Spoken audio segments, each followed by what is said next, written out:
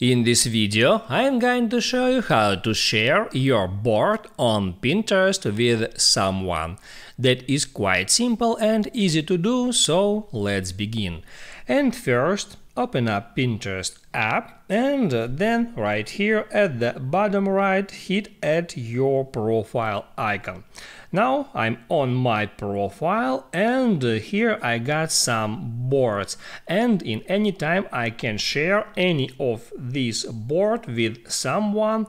All I have to do in order to do that, just hold down on the board and then move my finger to that share icon.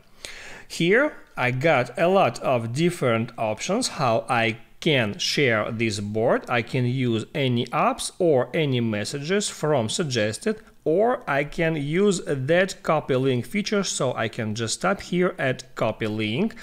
The link has now just been copied to my clipboard, and now I can use any messenger I want, so I'll show you at WhatsApp example how it looks like. I can now open up any conversation and then right here just tap at text field, then hit paste and then hit send.